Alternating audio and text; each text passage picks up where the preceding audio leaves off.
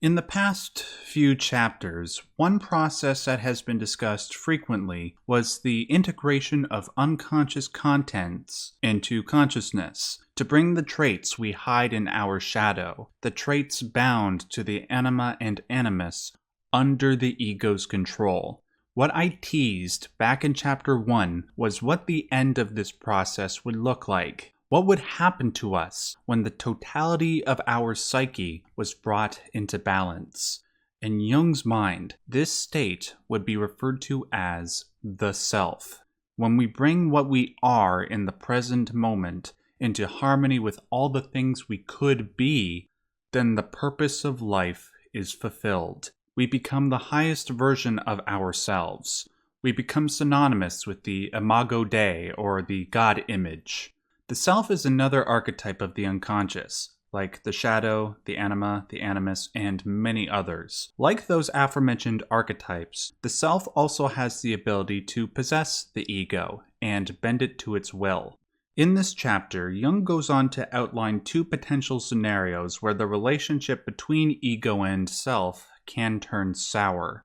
The first scenario I will present to you is what I like to call the crime and punishment scenario. For those of you who have not read Crime and Punishment by Dostoevsky, the story is about a man named Raskolnikov who commits murder and gets away with it. However, he suffers a lot of psychological consequences for having committed the murder. What seems to happen to Raskolnikov is he has offended the part of his psyche that strives toward a higher ideal. There is some unconscious force within him that tortures him, constantly reminding him that what he did was a crime against nature. For all intents and purposes, that unconscious force might as well be the Jungian self. For all intents and purposes, the self in this case can also be referred to as one's conscience. The second scenario is what I like to refer to as the ego inflation scenario, because that is literally what it is. In this case, the self doesn't subsume the ego, but the ego subsumes the self. The ego sees the image of the self from within and assumes that the self is them. The person will assume that they are the totality of the self and act out in arrogant, holier-than-thou ways. We see this in celebrity culture, for example. When a famous person is lauded as the second coming of Jesus, they might let it go to their head. They might begin to believe that they are this great person already, when in many cases, they have just as great a need for personal development as anyone else. In order to prevent these two scenarios from happening, the ego must not be overcome by the dictates of the self, nor can they assume that they already are the self. Instead, one must grant the image of the self its own autonomy. We already do this in a sense because moral people grant their conscience autonomy. Both mean the same thing. By being obedient to the image of the self and how the self works through one's conscience, unconscious contents can be integrated properly. At the end of this process, one's conscious side will come into alignment with one's unconscious side and thus become the Jungian self.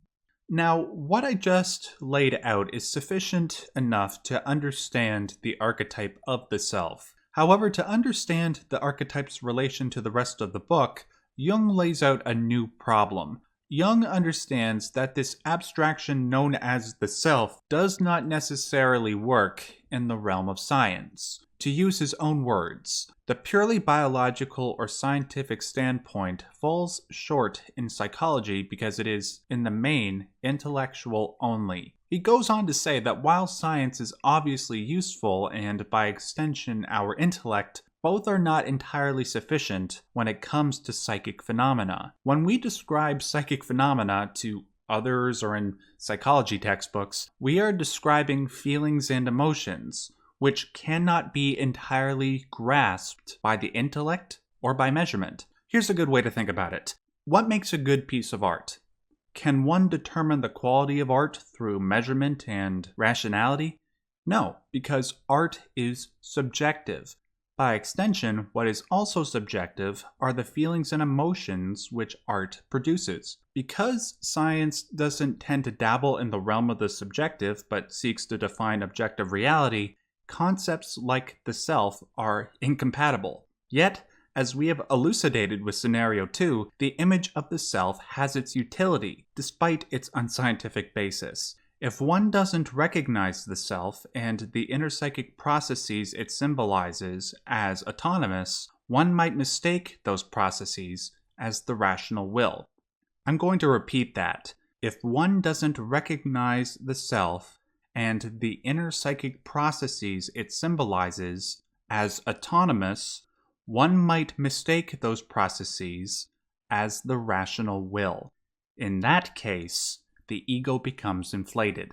Even though Jung acknowledges that his concept of self is incompatible with science, it seems, nonetheless, to be describing a psychological truth. It is an abstract representation of one's inner psychic processes, ones that cannot be grasped by science and measure. One recognizes the presence of the shadow when a movie character enters a dark, chthonic underworld, for example. One recognizes the presence of the syzygy whenever they see a union of a divine ideal couple. The self is no different. The self has been symbolized in many ways by images that denote completeness, in the form of mandalas, quaternities, the Greek eidos or eidos, I don't know how it's pronounced, the modern superhero, and the highest form of all being religious deities. This is why Jung refers to the self as the imago Dei, the God image. What do people do with gods? They worship them for their completeness, their elevated state,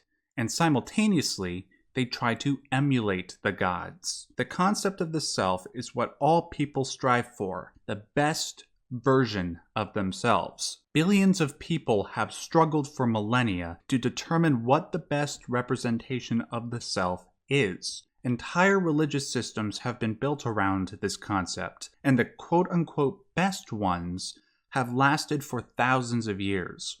Now, as for what the best representation of the self is, in Jung's mind, that would probably be Jesus Christ, a figure that has held sway over billions of people for being, supposedly, the ideal man.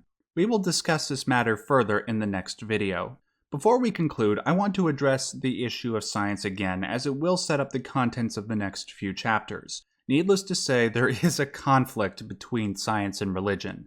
This conflict has been intensifying for the last few centuries, with science turning many people away from religion. As a result, the religious symbols and images that many people once worshipped have begun to lose their meaning. They forgot that what these things were trying to represent was that higher ideal to strive to. But what does one do when that image of the self breaks down and loses its meaning?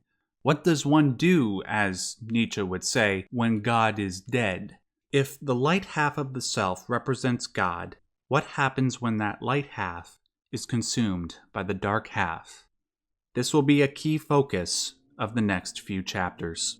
Thank you all for watching. If you like this video, please make sure to give it a like. Make sure to subscribe so you can see future videos in this series. Also, if you want to support the work I am doing here, please consider going to my Subscribe Star page. There are different rewards you will receive depending on how much you donate. There's a link to it in the description box below. If you don't have the capacity to leave a donation, that's totally cool. Really, the most important thing you can do to help me out is share this video. Share it with a fellow Jordan Peterson fan or Jung fan so we can come together and talk about stuff that is intelligent and meaningful for a change. Also, remember to subscribe to both Uberboyo and Jimmy Boyo for more discussion about Aion and other Jungian content. I'll leave a link to their channels down below in the description box. Until next time, stay yellow.